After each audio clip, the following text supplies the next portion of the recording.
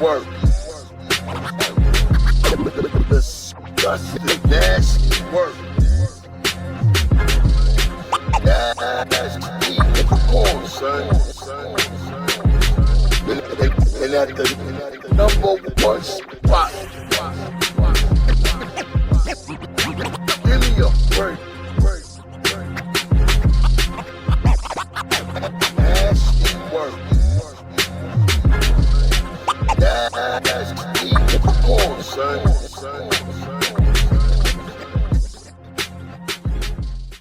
1-2, mic check, mic blood clot check, 1-2. We are back. Make sure the levels is good.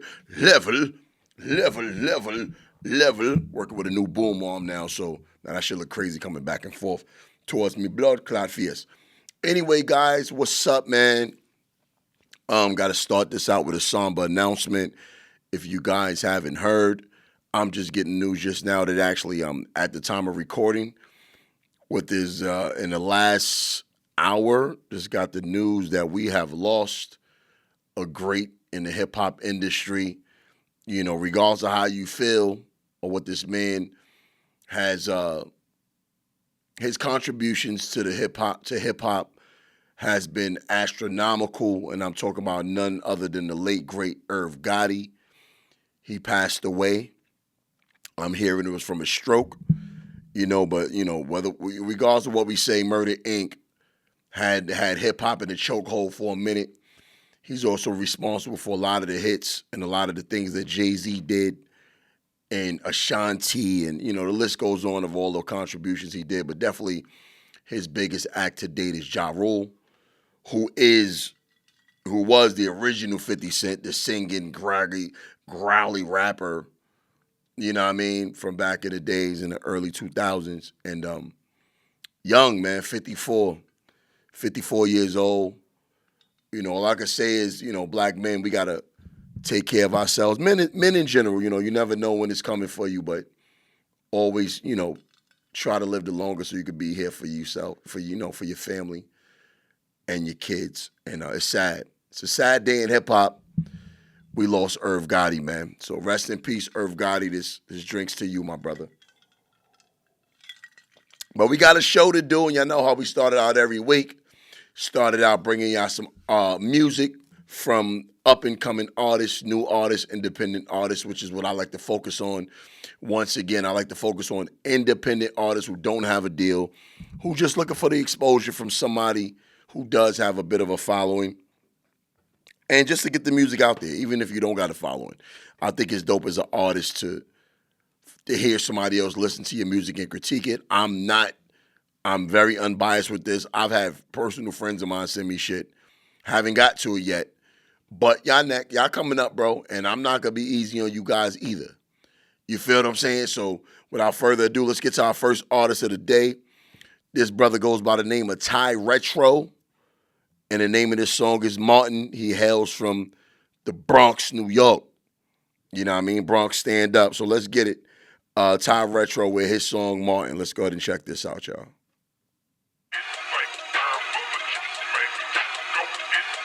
That sound like a Beanie Siegel Die sample. Oh, Buck City. DJ Kid, this a hit for sure. Yeah, that's Beanie Siegel Die. I know that beat. Okay. I'm feeling the beat.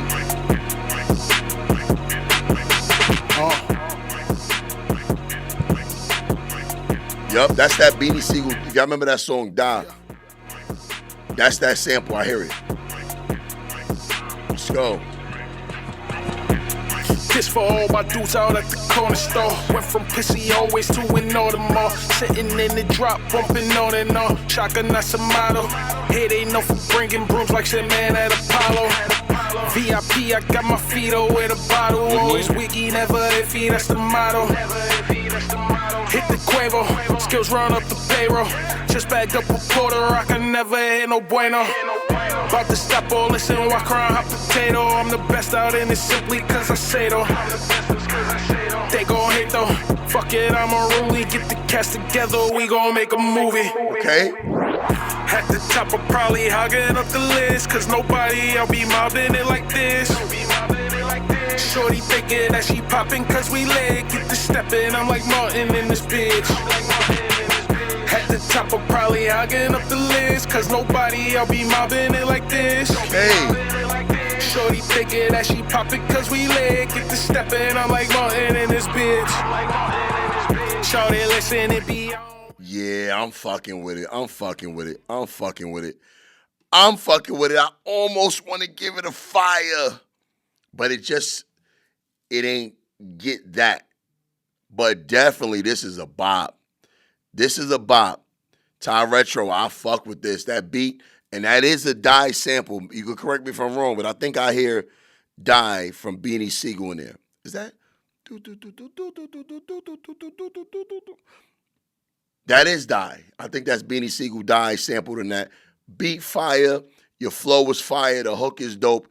I feel like there should have been more vocals on the hook, though, for some reason. I feel like the hook should have been more than just you. Maybe some ad-libs. I feel like something was missing in the hook. If that was there, I would have gave this a fire. But I'm definitely going to give it a bop. This is hard. I fuck with it. Shout out to you, Ty Retro. Name of the song is Martin, and he hails from the Bronx, New York. He from the town, so you know what I mean? And shout out to you, bro. That was a dope song. I fuck with it for real. Let's go to the next artist. I should have had it pulled up. And this is, he left a message for me. This is Patrick Heights. The name of the song is My Escape. He also wrote this. He hails from Wadesboro, North Carolina. Shout out to NC. He wrote, I made this back in 2014, but my producer died the night I was robbed and I didn't continue my dream. I just wanted to see if you like it. Okay, so this is an older song. He doesn't do music anymore, apparently. And his producer passed away. And I guess at that point, he decided to stop doing music. If it's fire, you should never stop. I mean, if this is the producer, you should definitely keep going. I will say that. But let's go ahead. So this is Patrick Heights. The name of the song is My Escape. So let's go ahead and get that. Let's get to it.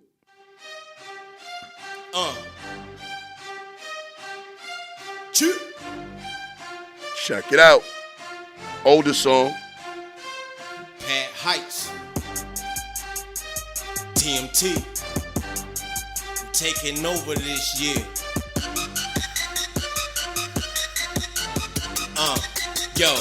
Yo, I got the juice, and I got enough to go around. I'm getting my money and holding pounds to clowns. Controlling the city like a young Nino Brown. Nigga, run up back in city. You know where you be found, somewhere smelling shitty. And I'm nowhere found, skipping town. Shit, a nigga can't get locked down. Down here get ugly. Feel like nobody love me, so don't push me or shove me. It'll pop like bubbly. Haters, mean mugging. I'm what they wanna be. Man, fuck being gully, dude. I'm just being me. And me don't take shit from no niggas and hoes. I suppose you was a cleaner, you could iron my clothes. But I'm trying to get dope, and you trying to get mine. Yeah, we gotta stop that right there. Yeah. All right, so rest in peace to your producer. But you did that's a good idea, bro, to stop, man. Let me stop fucking with I'm gonna give this a nasty work. I'm not going to give it a pack you up, and I'm definitely not going to give it a legendary nasty work. But I'm going to give it a nasty work. You know, I can't. It's not a bop. See, I got to find that pocket, guys. I got to come up with another tier because there is something between a bop and nasty work. There's something that's like, right? And this is But because I don't have it's leaning more towards the nasty work side. But this is okay. You said it's 2014, but it does sound like it came out before 2014. It sounds earlier than that. You do have a great delivery. Your lyricism is not whack, but this ain't it. You know what I mean? But I think because of your flow and your understanding of how rap goes, I think you should get back in the booth, bro. Respectfully, like, I don't think you whack. Your producer sound like he was once again, rest in peace to him, no disrespect to him. He sounded like he was on to something as far as his production. And, he sounded like he probably just started and, he's gone now. But I think you should pursue it. I don't think you whack, bro, at all. I think you got something here. And it sounds like the makers of something that could possibly be great. But for this particular song, I got to give you a nasty work because of the song. I'm only basing it off the song. But I can see the potential in your flow and your voice, all right? But yeah, man, shout out to you. Rest in peace to your producer, Patrick Heights, hailing from, shout out to Wadesboro, North Carolina, all right? But yeah, man, let's get into the show. Let's get into the blood clot. Sure. Welcome back to episode 14 of the Nasty Work Show. I am your host, Wil Milz. Real quick, let's do a quick Grammy recap. I didn't watch it because I don't watch that nonsense. I think that shit is horrible. But I do want to shout out the notable winners who we all know. Shout out to Kendrick for collecting 5 Grammys for Not Like Us. Let me tell y'all something. I made this. I did gain a lot of attention during the Kendrick and Drake beef because I did some crazy reactions and a bunch of them went viral. And I got into it with a bunch of Drake stans. And I did gain a lot more fans on social media because of my commentary on it. I will say this. At that time, when I was listening to it, the trajectory for me on a personal level was like, this is going to turn out to be the greatest diss song of all time. And when it comes to a diss song, it's not just lyricism, as we know nowadays. Because prior to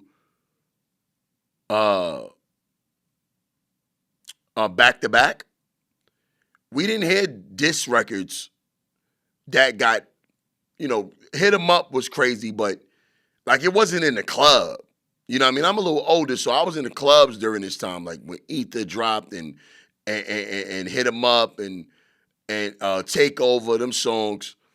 I was in the club for them shits, and they wasn't getting club bang. They was like, they played them a little bit, but they wasn't bangers where everybody started dancing. Like you heard it and moved a little bit, but it didn't hit like Back to Back. Because when Drake dropped Back to Back, that shit was a club banger. Niggas was buying bottles to that shit. You know what I'm saying? Not Like Us, definitely the biggest diss song of all time. It's now solidified. 5 Grammys for that song. And I think it put the stamp. I'm going to say this. I've said it before. I don't think Drake can recover. And now, nah. And it's not even over yet. The nigga's still going to do this song at the Super Bowl. He's still going to do it at the Super Bowl. The biggest stage aside from the Grammy stage. Like, come on, man. Come on, man. Like, he packed Drake all the way up. Like, for years straight. And it's not because he keep performing the song. It's because different platforms are hosting and he kind of got to do the song. I saw a fucking commercial during the AFC NFC Championship. And they had the song playing in the background. I'm like, damn. And then at the Grammys, when he did the part where he said A minor, the whole crowd. Damn, Drake. I don't even think Drake wasn't there at the Grammys. That's a bad night for that boy, man. I just hope Drake, I am a fan of Drake's music. I think Drake is a cornball, but I'm definitely a fan of his music, and I would love for him to, I would love to see him recover from this. I don't see how he can, but I would love to see it happen. Also, not a Beyonce fan. Not a Beyonce fan, never been. I think Beyonce is very, very, very, you know what? I'm capping because I was about to say some bullshit. I was about to say she's overrated. But when I went to see Beyonce perform live, I saw her live at the On the Run tour, I believe, and I saw her live at the Carter's tour where Jay-Z was there. I went for Hove, but nobody else did. When Jay-Z was doing his songs and all that, I'm telling y'all right now, the crowd wasn't paying that nigga no mind. Beyonce was up there dancing and singing. Her weave was all over the place. and her weave did not move. This chick do not break a sweat. Beyonce is a fucking superhero. I saw her perform live, and I knew at that moment, I said, oh shit, now I get why the Beehive is on her like that. If you've never seen Beyonce perform live, you don't get it. I hear y'all with the music is overrated, but Beyonce, that shit is not synced. That's her singing. That's her dancing. She's like the female Usher. I mean, the female Chris Brown. She doesn't stop moving, she doesn't get tired, and she doesn't break a sweat. Beyonce is a beast live. I dare anybody challenge that. And I was front and center. I was in the nosebleeds. As a matter of fact, this is back when I first started All Jokes Aside podcast, and we had media passes for that shit. And I was like this. Like my mouth was open watching, pause. I'm watching Beyonce, and I'm like, holy shit, this chick is legendary.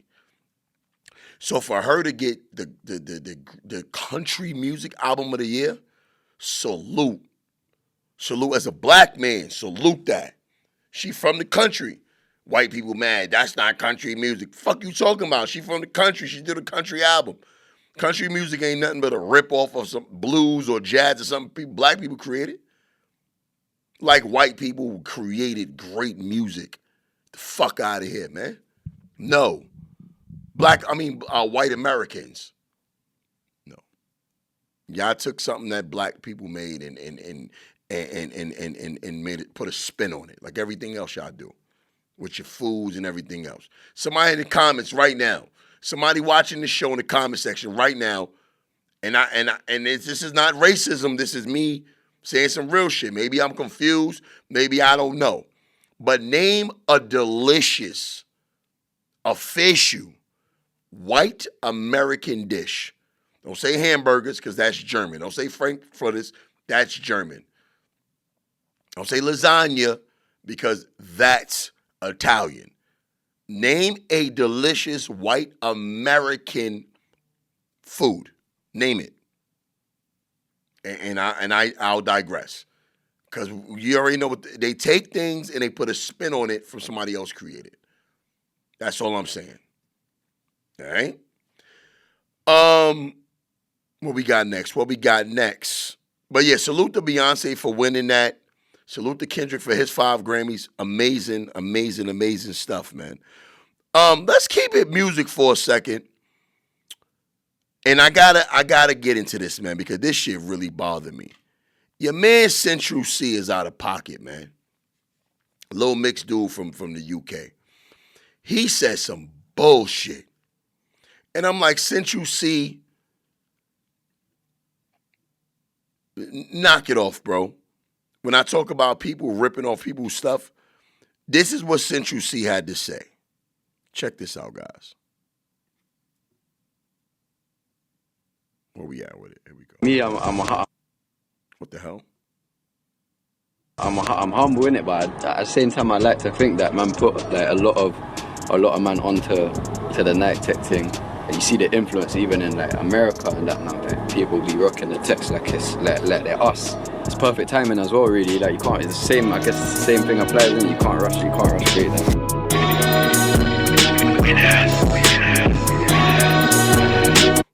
Central C, respectfully, bro.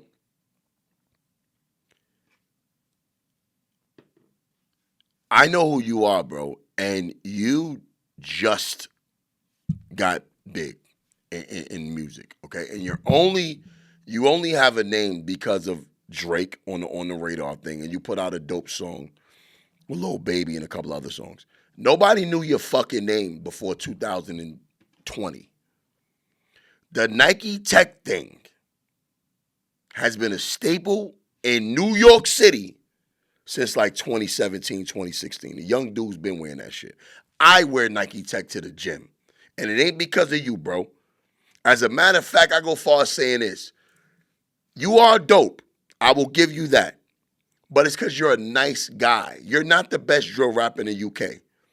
Okay? Because Brooklyn Drill itself, when 22 G's and Chef G and all them and Pop Smoke, when they got the UK beats, it wasn't because of you.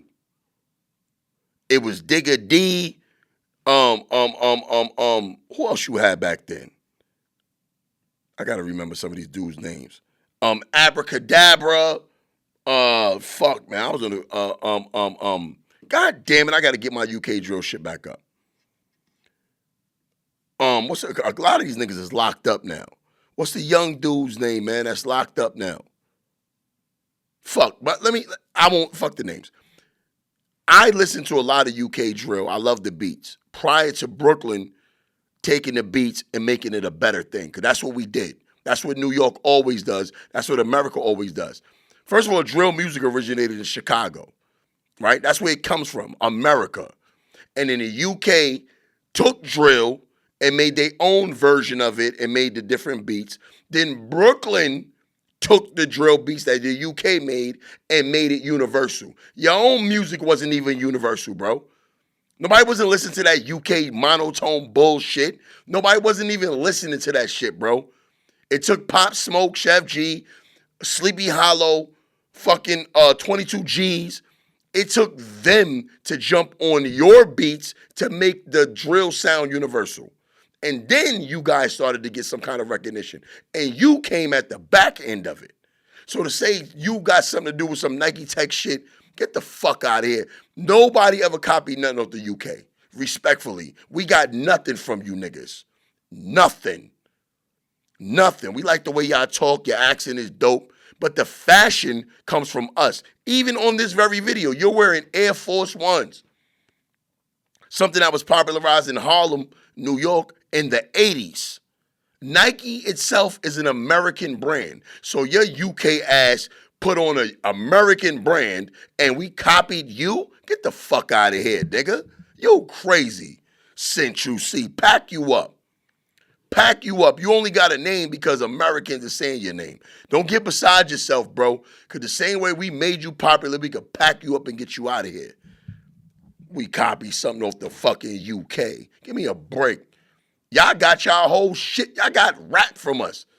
Nigga, y'all still with, what was UK singing? UK got some amazing R&B singers. And y'all got some dope rappers. And it ain't the drill rappers, really. It's Chip. I fuck with Chip heavy. What's my man name? Stormzy. What's my girl name? That's on Top Boy.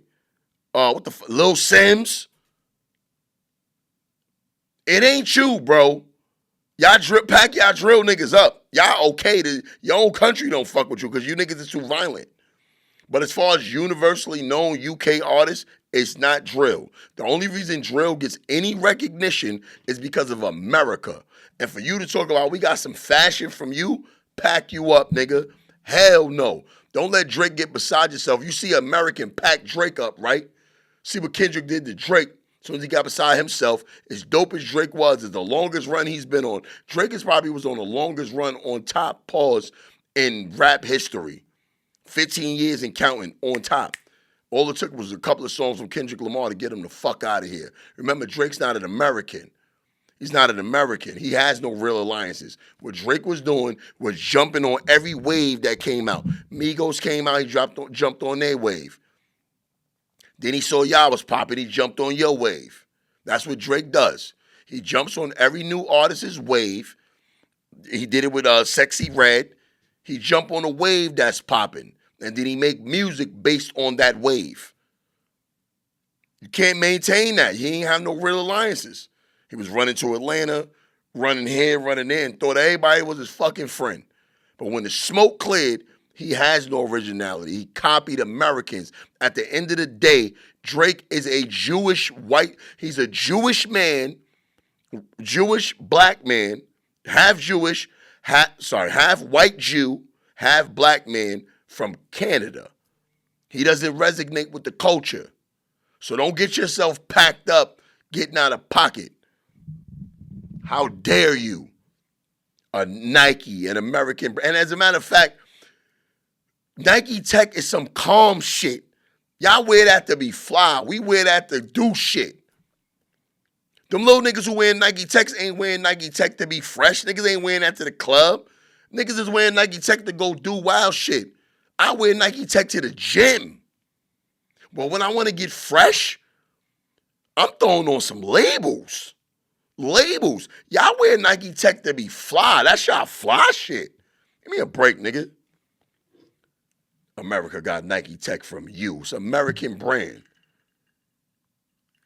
You wouldn't even exist if it wasn't for America. You wouldn't even exist. Don't get beside yourself. You got your style from American. Shut the fuck up and humble yourself. Because if America don't fuck with you, you don't got a name. You only gonna pop in Europe. That's the only place you gonna pop. And I'm not saying you ain't famous and you won't get no extra chips, but the only way to get popping on in hip hop is coming through America.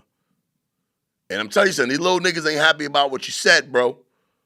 The younger dudes ain't. I got a Ralph Lauren tracksuit on right now. Ralph Lauren, it's calm too. That cheap ass Nike Tech, that shit like $300 for that tracksuit. I wear that shit to the gym.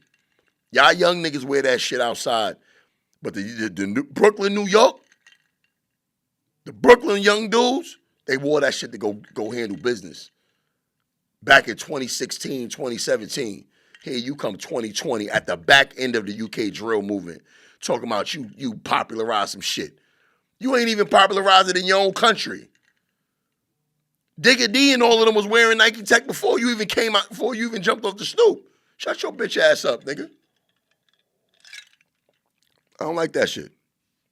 Anyway, pack Central C up, man. Pack him up. Yeah, I know what? I had to touch on something real quick, and I should have touched on it at the beginning of the show. This dude is a legend to me, man. He's a legend, and we also, let me check this. We also share the same birthday, but they doing something real nasty out here in these streets, man. Somebody DM'd me this. Nasty work with Uncle Luke and Streeter. With all due respect to you, Uncle Luke, like I said at the beginning of this rant, you're a legend in this game, bro. You've been doing this shit for a long time. Now you're getting into the podcast world and doing shows and all that. But my nigga, I think it's extremely unprofessional to not do your due diligence. Although I'm only on episode 14 of the Nasty Work Show, I do have a name doing podcasting. I'm 6 years in with the All Jokes Aside podcast.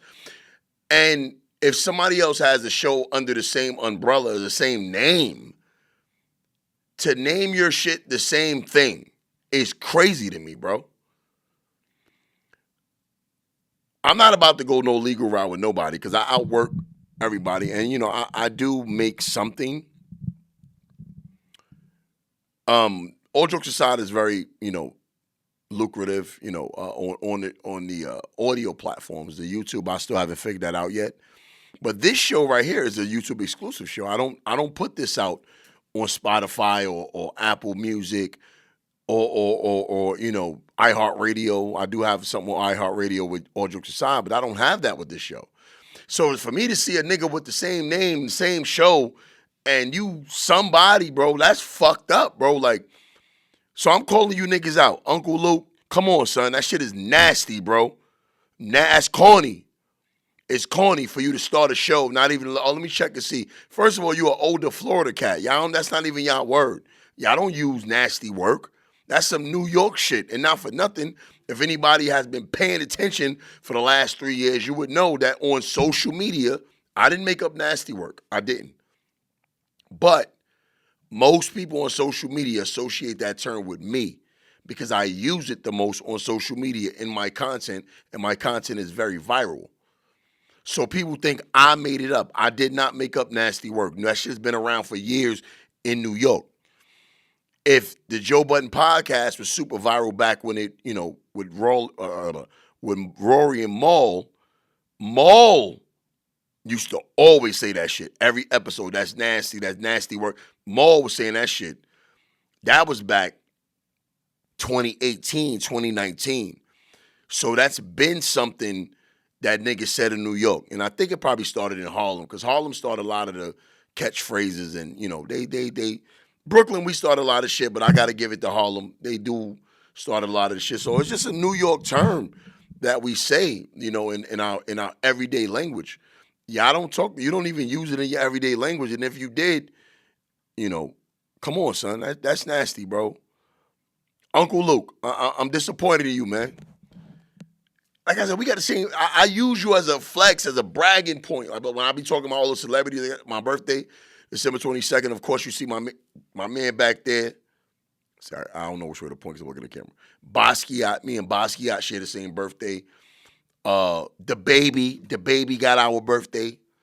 Who else? I think Jordan Sparks, Hennessy, Cardi B's sister, she got our birthday. And then you, Uncle Luke. Come on, man, we all did, just come on, do the right thing, bro. Just change the name, my nigga. Like, don't do that, bro. Because you're not going to win.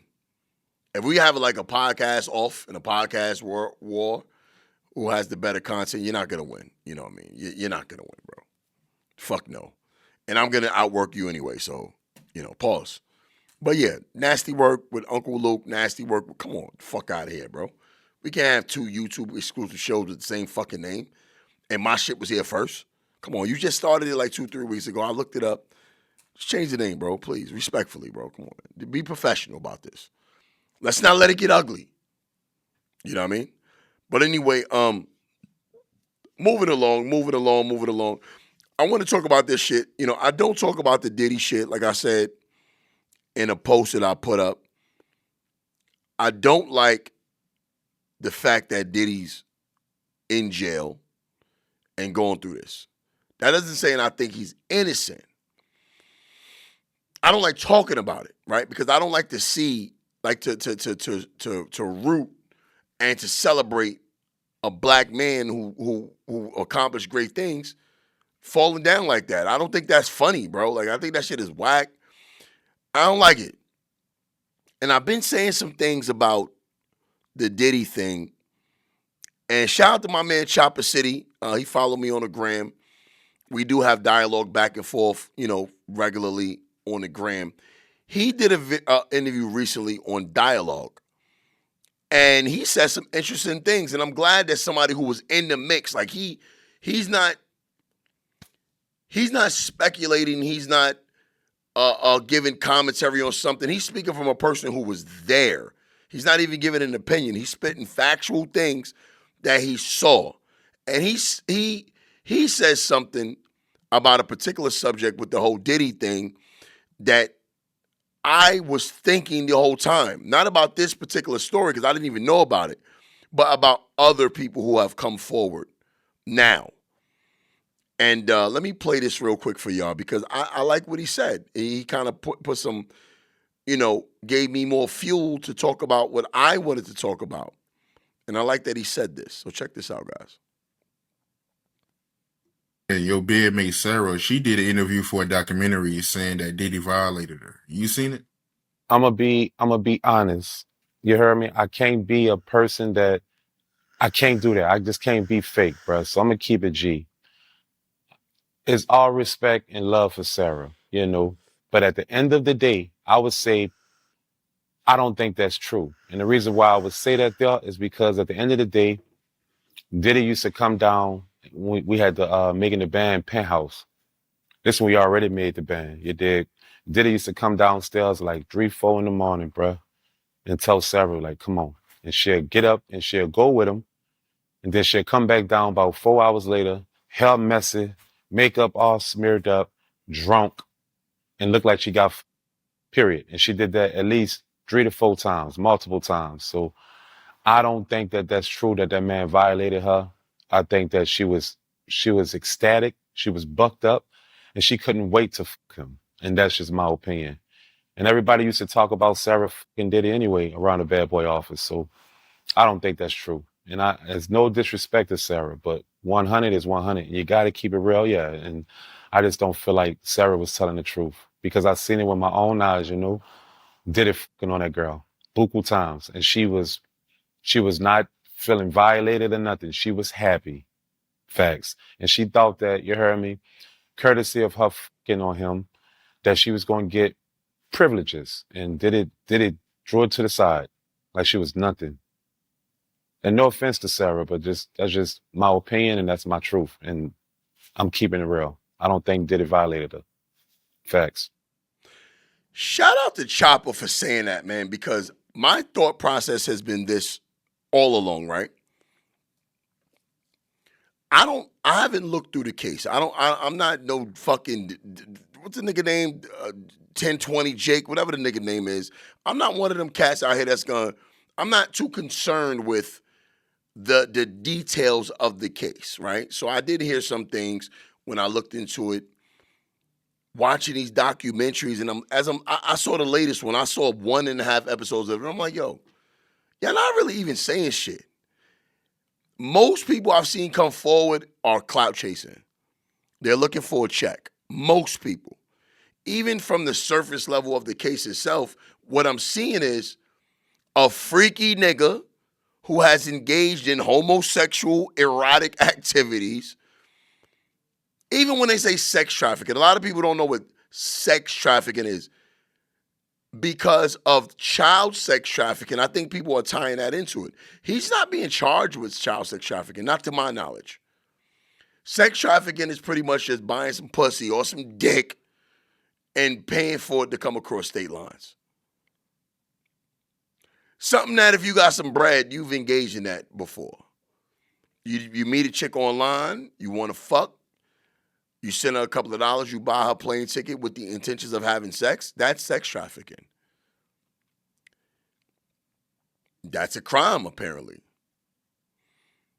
But when you look at it from the way I just explained it, it's like, what is this man being charged with? I've always thought Diddy is being held to protect other people. You know, I think this is bigger than Diddy, pause. And the goal of it is to destroy his name and, because now Hulu got one, HBO Max got one, 50 coming out with one on Netflix, but yet there's nothing about Epstein. And man, they were dealing with children. Also, Diddy's sex parties wasn't a secret. In the black community, we've joked about Diddy's parties for years. For years, Diddy's parties been a thing.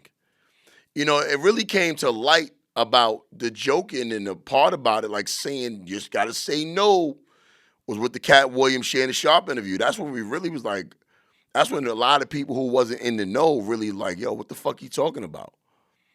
You know?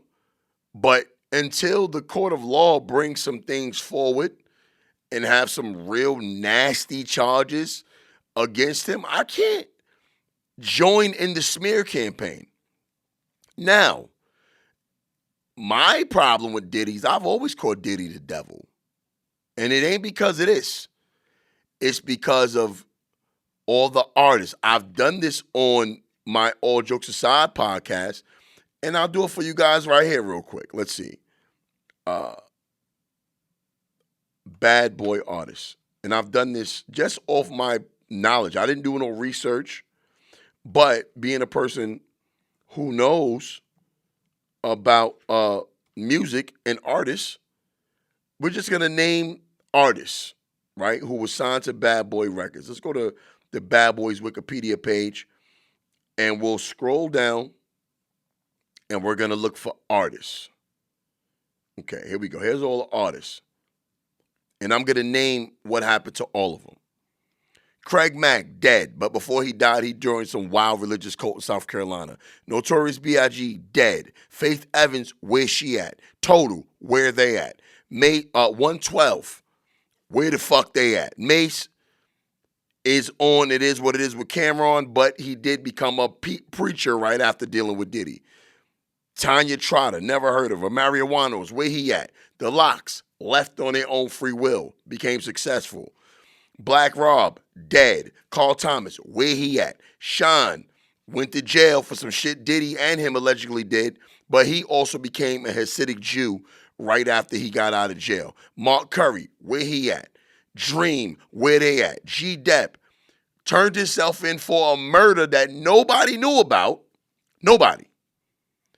pretty much begged the cops to take him to jail. Went back and forth to the precinct to explain about a murder that nobody knew he committed, but was begging to go to jail, begging to get off the streets. Did some time in jail. He's out. I hope he's doing better.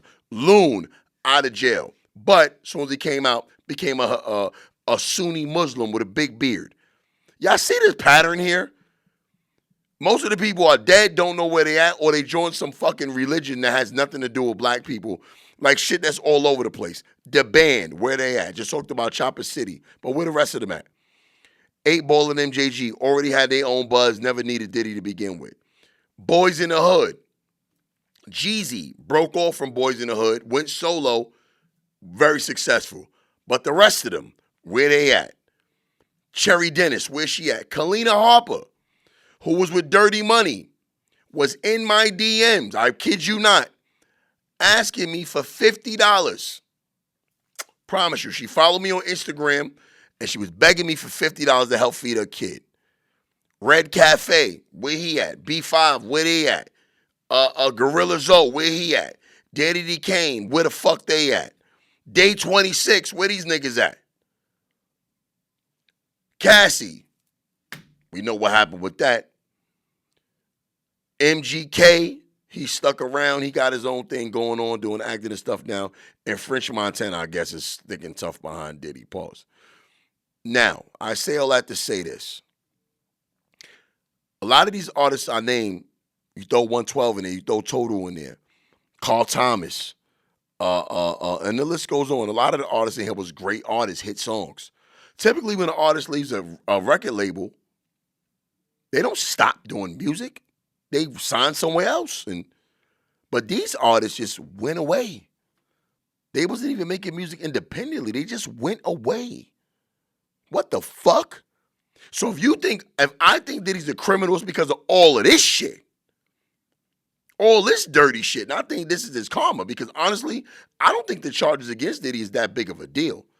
But for a narcissistic motherfucker like Diddy, your name being destroyed in the face of the public is worse. Because from what they got him on, a Rico by himself,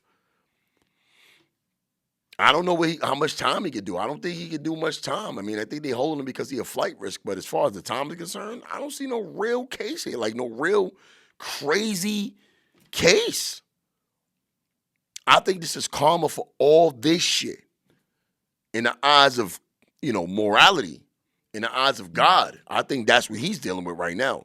Because the crime he's been charged with ain't that serious. Just like OJ. We all think OJ did that bullshit. OJ never went to jail. But what happened afterwards? His name got destroyed in the court of public opinion.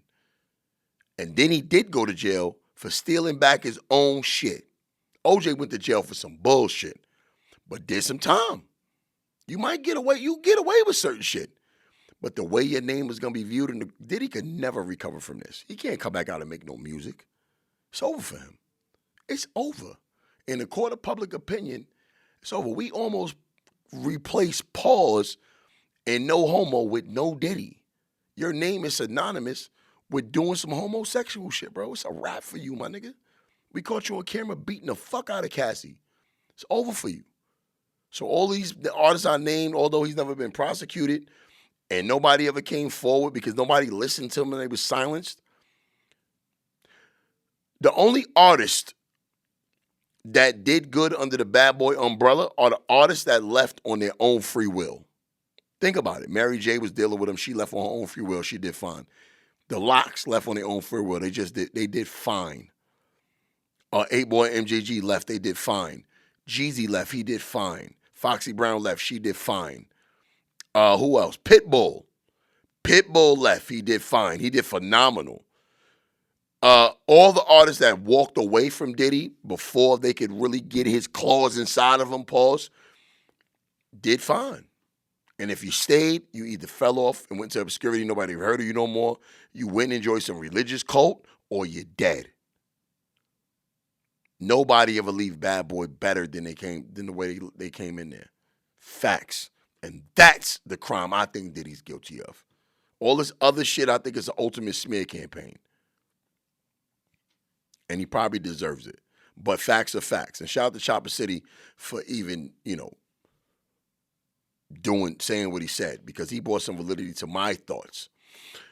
Let me back up a little bit, because I didn't talk about this as far as the Grammy conversation. Your man Jaden Smith, man. I'm not going to say anything pertaining to him. All I'm going to say is everything that Andrew Tate said in the video I'm about to play, I agree with him wholeheartedly. But I'll let Andrew Tate speak my words to avoid me getting any backlash from these platforms. I like what he said. So let's play what Andrew Tate had to say about Jaden Smith and his motherfucking dressed up like a goddamn with a castle on top of his head. Check it out. Here he is at some event with a castle on his head. Explain this to me. Explain. There's a castle. Why do you have a castle on your head, Jaden? You know, people are just living inside the box, and they're living inside the castles in their mind because they're building these walls. And I just want to show everyone that, like, inside of their brain, they have these walls that they've put up themselves, and they're artificially. You're a faggot. You're a fucking faggot. No, because we're building walls around our mind, and no one can think outside the box. And you're a fucking faggot, Jaden. Take the castle off your fucking head. If your dad wasn't so busy simping, he'd beat the shit out of you. Someone needs to beat the shit out of you, and your dad's too busy chasing pussy that doesn't want him. Woo! I don't need to add no words or take away no words. Thank you for that little tidbit, Andrew Tate, because, yeah, thank you, Andrew Tate. And I'm going to leave it at that. I'm going to leave that at that. But moving along, ladies and gentlemen, ladies and gentlemen, I've been embroiled in a battle on social media for the last couple of days. Me and Philly, I've been going at it with the Philly cats over the boxing dude who showed up. Matter of fact, let me just play the video. There's a dude recently, I forgot his name, but he had a boxing match, and in the boxing match, he had on some Timberland, like some it wasn't Timberlands, but they were supposed to be, you know, like Timberlands, and he had custom boxing boots made in the style of a Timberland, and some custom boxing shorts made in the style of Timberland shorts. I mean, made of denim shorts. So I made a video talking about it, and I got some backlash from Philly. So I want you guys to check this out. And I got some backlash from Philly because of what I said. I may have started it. It's okay. But here's what I said about the boxer who had the outfit on. Check it out. Because let me clear my name real quick. A bunch of people were sending me this video and saying this dude is from New York. Oh, this some real New York shit. Y'all New York niggas be bugging and blah, blah, blah, blah, blah, blah. And I saw the video. I'm like, nah, this is a Philly nigga. This is not. New York wouldn't do this. But anyway, let me play the video, guys.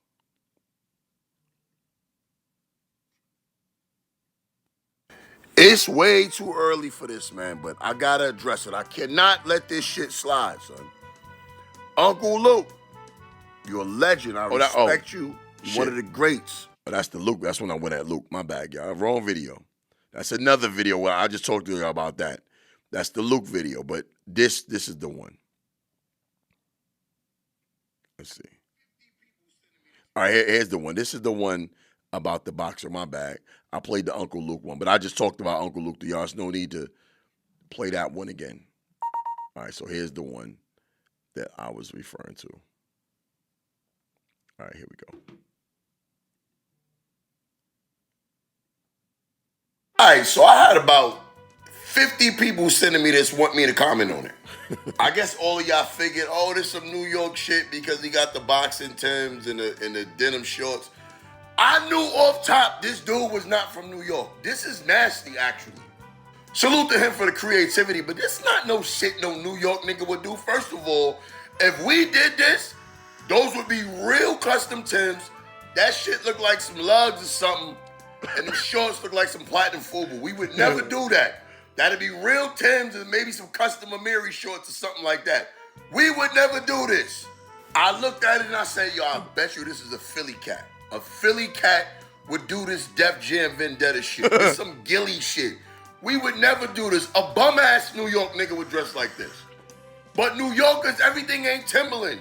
And those ain't Timbs. The only thing that's Timberland is Timberland. These are some Birdman lugs or some shit like that. This is nasty work. Salute to him for the creativity. But this has nothing to do with New York. This is not no New York shit. Knock it off. All right, so that was me talking about that. And I threw Philly under the bus. And I've been engaged in a whole... I put up a Philly rant. It's 5 minutes long, so I'm not going to play it. But you guys can go to my Instagram page at Wil Milz and listen to it. It's hilarious. Philly has always been like the cousins in New York, but we still beef. You know what I mean? 76ers and the Knicks, Giants and the Eagles, the Phillies and the Yankees. Like, we go at it. We got that kind of love-hate relationship. But it's always been like this New York is good in Philly, and Philly is good in New York. It's always been that. The Philly dudes is extra tough. They rap good. We got almost similar styles. You know what I mean? So it's always been like this, fuck y'all Philly niggas. But at the end of the day, on some East Coast shit, it's love. You know what I mean? You know, we saw that back in the early 2000s with Rockefeller. The whole camp was Philly at one time. So if it's any city that I've always, resonated with the most, being directly, especially being from Brooklyn, Philly, because Philly and Brooklyn are very similar in our mannerisms. So we can have this healthy banter and still be like, yo, nigga, you stupid, like, and still show love to each other. But it was a couple of cats trying to really go in. But the real dudes from Philly fuck with me. You know what I mean? And salute to y'all, because I will be there in that city real soon to perform, and I'm going to need y'all back up, in real life. But I played that because this whole DC shit, dude from DC said this. And check this out. Check this out. So before the New Balance, it was the Timberlands. This is what the New Yorkers hate. They hate this one. We started the Timberlands down here. If New York was wearing Timberlands, why in the movie Paid in Full didn't nobody have Timberlands on? It's only 2 scenes when they had Timberlands on. The one scene with the police who was from D.C., when he was like, let me talk to you, he had Timberlands on. I remember that part of the movie. And that nigga Timberlands was choked to the top turnbuckle. Choked to the top turnbuckle, respectfully. That cornball ass nigga. I remember, the nigga was moving all funny and shit. I remember that scene. Yeah, he did have Timberlands on. Choked to the top turnbuckle. So that's first of all, you niggas was rocking them wrong. Let's keep going. And Cameron had Timberlands on. But the problem with that's when he was talking to Widjacon. He was like, man, look, we got to go down D.C. Yeah. So that's exactly what I was going to say. Yeah. Good Them observation. was the only 2 scenes. Yeah. I mean, he was coming back from D.C., so he had the butters on. He was looking like us. In the 80s, you had the New Yorkers coming down here. Wasn't no D.C. people going to New York. For what? Made it big in New York, you had Jay-Z, Puffy, and Biggie. They was down here, hanging down here. But they live in New York, and the world getting to know them, and they giving them the credit for it. The New Yorkers, when they was coming down here, it was like the crack era, and New Yorkers wasn't really trying to look like New Yorkers down there. They was blending in with us, because if you looked like a New Yorkers, you was going to get... And I'm not trying to bring up bad blood on them, but just the history of That's D.C. facts. So more likely, when they came down here, they were looking like us so they wouldn't stand out. I believe him. Because everybody get their style from somewhere, right? What I will say about New Yorkers, right? We have a tendency, it wouldn't be copying, right? I wouldn't say it's copying. Because if we was copying, we would do it just like you. We will take some shit and make it better. And in making it better, make the whole world do it. Because if DC started the Timberland thing, why isn't the world fixated on DC? Why? I hear Chicago niggas and Detroit niggas saying, oh, we wore Pele first. Okay.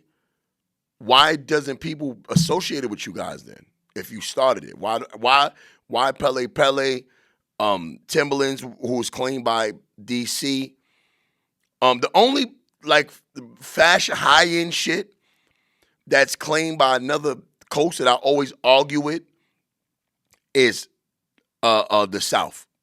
Houston in particular, that talk about the grills, right? Maybe in the street niggas was doing it. I don't know. There was no internet. Y'all wasn't popping on the rap scene, and Ghetto Boys wasn't doing it. But the gold grills. The gold grills. I always argue with niggas about that. I'm like, yo, in the 80s and the early 90s, New Yorkers was wearing the removable grills. Go back to Old Dirty Bastard and then with the fangs. I had fangs in the 90s. Go back to the 80s. You can see pictures of Jay-Z with removable grills. Slick Rick had gold teeth in his mouth. In the 80s. Now, y'all elevated that by throwing diamonds in it, but the thing with New York, we do some shit for a little while. We get tired of it. Like, oh, we ain't doing that shit no more. It's over with. It's over with. We was rocking oversized jerseys. And this was a Mitchell & Ness is a Philadelphia brand. Shout out to Mitchell & Ness. But we made the oversized throwback jerseys popular. So y'all may have done some shit, but nobody even paid attention to it. So who cares if you did it first, DC, Philly, Detroit? Who cares if you did it first? Y'all ain't do nothing with it. Y'all ain't do nothing with it. Just like Nas said, you made it a hot line, I made it a hot song. Cool. I mean, Jay-Z said that about Nas. You made it a hot line, I made it a hot song. And you ain't get a coin, nigga. You was getting fucked in. I know who I paid, dog. Searchlight Publishing. Pause. You was getting fucked. That was crazy. But yeah, like, DC probably did start the Timberland Boot. Y'all probably did start it. Somebody from New York, one of them fly Harlem niggas, like you said. Alpo back in the days, Rich Porter, one of them niggas was down there. They emulated the style because they was flying their hood. They probably came back with a pair of Timberland boots on. And somebody else in Harlem saw them with it because they was the flyers. Wore them too. Yo, this Timberland, they be doing this shit out there. This shit look hard. Wintertime, it get cold out there in New York. Niggas buy 10. Next thing you know, the whole Harlem wearing them. And then it trickled down to Brooklyn and Staten Island and all that. Now Timberland is in a staple in the hood. Because New York set the trends. You can start whatever you want, but we set the trends. It doesn't matter if you wore it first. New York gonna take it and make it better. Period. So who cares if you started it, bro? It don't matter. It don't matter. There's certain places where people started shit and they just ain't pick up. It's just associated with y'all. I'll give Detroit they flowers. They started the Buffs. That's a fact. Detroit niggas is known for the Cartier glasses. Because they do it the best. They do it the best. They call them Buffs because of the buffalo horns on the sides of them. Detroit did that. We all do them now. I got 2-3 pairs of Cartier glasses. Everybody wear. Detroit got that. You know what I mean? So if you started like Dickie suits, that's L.A. They got that. That's they shit. Everybody, Chuck Taylor, that's where it came from. They started that trend. They owned it. They made it so popping that everybody resonate with that. But DC, nobody copy off y'all niggas, bro. We take it and we make it better. Period. So what if you started it? Who cares? You got to get on the podcast and say that shit. Nobody give a fuck. Timberland is a New York staple and one boot. And at one time, we had all the colors popping. All of them. The original new buckwheat double sole with the leather on top, the black color, the 40 belows when Pac wore more juice. Then when the field boot came out, we had the beef and broccolis, the macaroni and cheese, smoking water, the what other? Beef and broccoli, chicken and broccoli, smoking water. What other color we had? It's too many colors to name, but you know what I mean. We made them all pop. That was a New York thing. You know what I mean? But now, you know, we revert just back to the butters. That's our thing. Maybe y'all started it, but so what? We took it and made it better. So what, nigga? So what? Who cares? Y'all can't get it back. And once we take it and make it better, you ain't getting it back, bro, respectfully. I'm going to end it on this, man.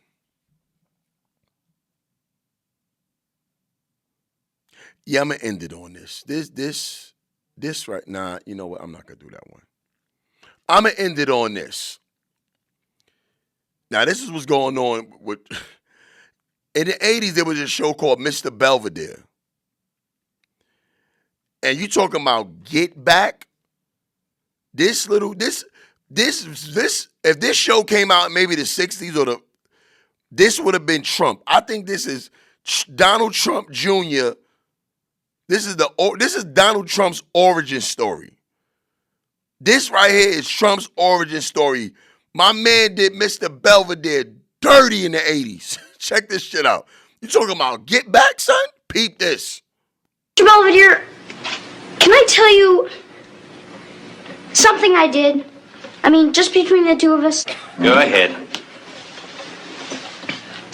I cheated on my history test.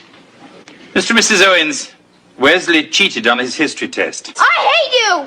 Mr. I Belvedere, wish you'd go back to England where you came from! Hello, Department of Immigration? Hello. I'm looking for Lynn Belvedere. I'm Lynn Belvedere. Lawrence Miller, U.S. Department of Immigration. Oops. If you're ever in England, drop by. Yo, you talking about the ultimate Get Back. Shorty got Mr. Belvedere packed up. Packed him up. That's the Donald Trump origin story. Dead ass. Son, first of all, Mr. Belvedere was out of pocket. He was out of pocket. Like you ratted on Shorty. Shorty asked you at the beginning of the conversation. I can see if Shorty just came and told you and you ratted him out to his parents. He asked you, would you keep his secret in confidence? And you went and told on Shorty. Shorty didn't say, I hate you. Shorty didn't say, I'm never speaking to you again. He got your ass packed up, which means Mr. Belvedere wasn't illegal. Because if he was able to call the Department of Immigration, he just packed him up and got him out of here. Mr. Belvedere wasn't even supposed to be over here. Salute to Shorty. That's Donald Trump's origin story. Got Mr. Belvedere packed up. But anyway, ladies and gentlemen, this has been episode 14. Keep in mind, if you guys do want to submit your independent music over to the Nasty Work Show to be reviewed and get, some honest opinion from me, make sure you send your music over to AJATV Media Group at gmail.com. Once again, that's AJATV Media Group at gmail.com. Please include your stage name in the email, not just the song. Please include your hometown or the city you rep, not just the song. And please include your social media handle, not just the song. So many of you keep just sending your email address with the song attached. Please add those 3 things so I can get you some traction to your music. That's the whole point. Not for people to hear you, but for you to get some exposure. If people don't know who the fuck you are, how can they listen to your music? So song, stage name, Instagram, Twitter, whatever your handle is, and your hometown that you rep. Please, for the love of God. Once again, AJATV Music. It's right here on the fucking screen. Just look at it. Also, if you haven't got your tickets yet, big show coming up, big blood clot show coming up on February 16th at the Orlando Funny Bone. Myself alongside my comedian friends headlining that night. Won't be me, unfortunately, but it will be my man Kitchen, a.k.a. Fat and Famous, straight out of South Florida. You know what I mean? On that show will be me, my man Jari Knows, Tate Tatted Up, Jay Allen, and the very funny Kevin Dean. That's going to be a dope-ass show. Please show up. The tickets are on sale right now. Go to the link that's on this screen, and you can go ahead and purchase yourself a ticket. But other than that, guys, this has been episode 14. Dope, very funny show. I don't know what's up with me today, but I think we did a funny show. I think I'm a little tired. All right, but it's been all jokes aside, episode 14 in the books. I will see you guys next week, same time, same blood clot place. Let's get it. Nasty work. Disgusting, nasty work.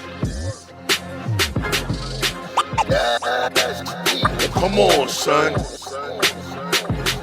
And at the number 1 spot. Till next week, guys. See you same time, same place. Holla at your boy. Good luck to Philly, KC in the Super Bowl this Sunday. I will see you guys next week. Peace.